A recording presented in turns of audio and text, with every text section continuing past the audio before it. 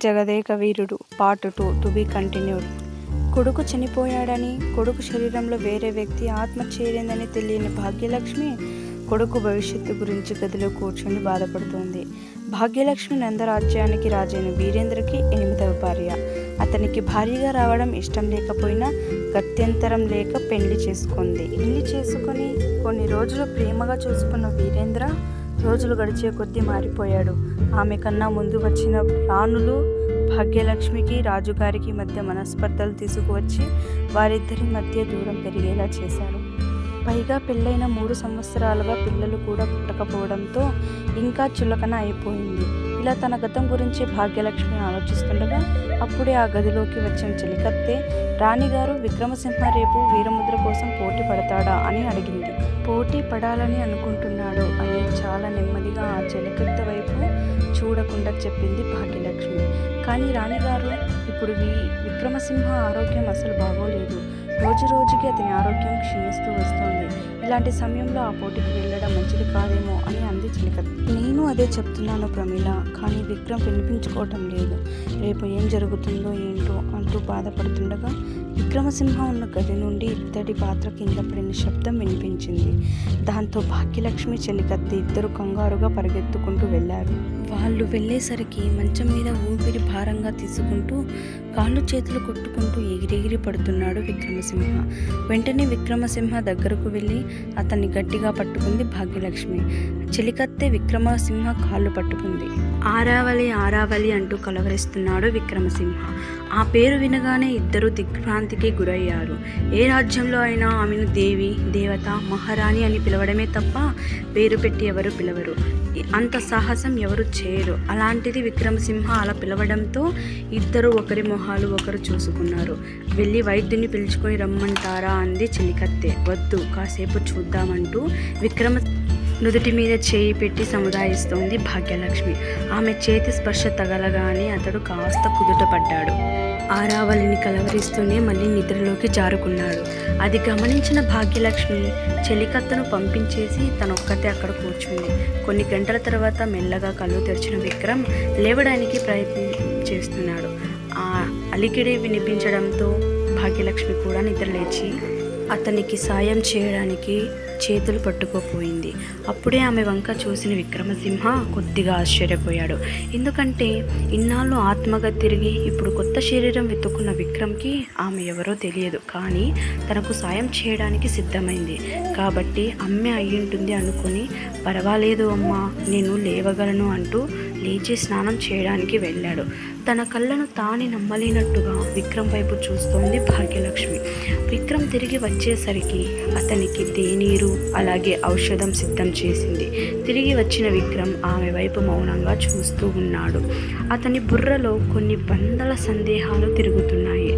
అప్పుడే రాత్రంతా కలవరిస్తూనే ఉన్నావు, కాసేపైనా నిద్రపోయావా, అసలు ఆమె పేరు ఎందుకు కలవరించావు అని కంగారుగా అడిగింది భాగ్యలక్ష్మి. ఆ మాటతో చటుక్కని తల పైకెత్తాడు విక్రమ్. ఆరావళి అనే పేరు ఎవరి నోట్లో నుంచి రాకూడదని నీకు తెలుసు కదా, అయినా నిద్రలో కూడా ఎందుకు కలవరిస్తున్నావు అని అనుమానంగా చూస్తూ అడిగింది.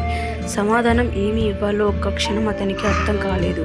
భాగ్యలక్ష్మి అతని కళ్ళల్లో చూస్తూ ఉండడంతో తల దించుకొని, అంటే అది నాకు నువ్వు చిన్నప్పుడు చెప్పిన కథ గుర్తొచ్చింది, దాని గురించి ఆలోచిస్తున్నాను. ఆరావళి ప్రియుడు పేరు కూడా నా పేరే కదా అని నెమ్మదిగా అన్నాడు. అతన్ని తీక్షణంగా చూసిన భాగ్యలక్ష్మి ఇంకెప్పుడు కలలో కూడా ఆ పేరు తెలవకు, నీకు తెలుసుగా, ఆ పేరును తెలుసుకున్నా ప్రాణాలు తీసేస్తారు, మనకున్న కష్టాలు చాలు అని భయం నిండిన గొంతుతో హెచ్చరించింది భాగ్యలక్ష్మి.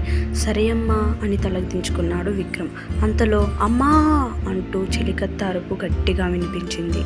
దాంతో ఏదో సమస్య ఉందని అర్థం చేసుకున్న భాగ్యలక్ష్మి, నువ్వు ఔషధం వేసుకో, నేను వెళ్ళి చూసి వస్తాను అని కంగారుగా వెళ్ళింది. భాగ్యలక్ష్మి బయటకు వచ్చేసరికి చెలికత్త నేల మీద పడి ఉంది. ఎదురుగా వీరేంద్ర కొడుకు 8వ యువరాజు అయిన ప్రతాపసింహ నిలబడి ఉన్నాడు. అతని వెనుక మరో 6 సైనికులు నిలబడి ఉన్నారు. ఏమైంది ప్రమిళ అంటూ చెలికత్తను పైకి లేపడానికి వెళ్ళింది భాగ్యలక్ష్మి. దాసివి, నన్నే ధిక్కరించి నాకు అడ్డుగా నిలబడతావా, నీ ప్రాణాలు ఇక్కడే తీస్తాను అని నుండి కత్తి తీసి ప్రమిళ మీదకు దూసుకు వెళ్ళాడు ప్రతాపసింహ. అది చూసిన భాగ్యలక్ష్మి వెంటనే తన చీరలో దాచుకున్న చిన్ని పిడిబాకు తీసి అడ్డుగా నిలబడింది. భయంతో అరచి కత్తి తాకకపోయేసరికి కళ్ళు తెరిచి చూసింది. యువరాజు అయిన నీకు నిస్సహాయరాలైన ఒక ఆడదాని మీద కత్తి దూయకూడదని తెలియదా ప్రతాపసింహ అని ఆగ్రహంతో అంది భాగ్యలక్ష్మి. ఆ మాటలకు వెంటనే కత్తిని వెనక్కి తీసుకున్న ప్రతాపసింహ, యువరాజు దారికి అడ్డు రాకూడదు, ధిక్కరించకూడదు అని తెలియని వాళ్ళకి మరణదండన సంజసమే అని అన్నాడు అహంకారంగా. మీరు లోపల పనిలో ఉన్నారని చెబుతున్నా వచ్చేస్తున్నారమ్మా, అందుకే అడ్డుగా నిలబడ్డా. ఆడదాన్ని నన్ను కూడా చూడకుండా తోసేశాడు అని బాధగా చెప్పింది ప్రమిళ. ప్రతాపసింహ తోస్తే ప్రమిళ దూరంగా పడటంలో ఆశ్చర్యమేమీ లేదు. 6 అడుగుల ఎత్తులో భారీ ఖాయంతో దృఢంగా ఉంటాడు ప్రతాపసింహ. పైగా 10వ ఏటనే అతనికి వీరముద్ర లభించింది. అతని యుద్ధ విద్యలు, అతని శక్తియుక్తుల గురించి రాజ్యమంతా గొప్పగా చెప్పుకుంటారు. భీముడు లాంటి బలశాలి అని అతనికి పేరు. ప్రమిళ మాటలు ప్రతాపసింహకు ఇంకా కోపం తెప్పించాయి. కోపంగా మళ్ళీ ప్రమిళ మీదకు వెళ్ళబోయాడు. కానీ అతన్ని అడ్డుకున్న భాగ్యలక్ష్మి, ఇది నా అంతఃపురం, ఇక్కడ శిక్షించే అధికారం, ఆజ్ఞాపించే అధికారం నాకే ఉంది అంటూ ప్రమిళను పైకి లేపుతుండగా, అది నిన్నటి వరకు, ఈ రోజు నుంచి ఇది మా అంతఃపురం, మిమ్మల్ని అంతఃపురం ఖాళీ చేయమని మొదటి రాణి ఆజ్ఞ అంటూ రాజముద్రతో ఉన్న లేఖను భాగ్యలక్ష్మికి అందించాడు ప్రతాపసింహ. అది అందుకున్న భాగ్యలక్ష్మి మొత్తం చదివి ముఖం మార్చుకుంది. సరే, మాకు 2 రోజులు సమయం ఇవ్వండి, మేము వెళ్ళిపోతాం అంది. అంతకు మించి ఏం చెప్పాలో ఆమెకు తెలియలేదు. దానికి అవకాశమే లేదు. వెంటనే అంతఃపురం ఖాళీ చేయాల్సిందే కానీ కాస్త కటువుగా అన్నాడు ప్రతాపసింహ.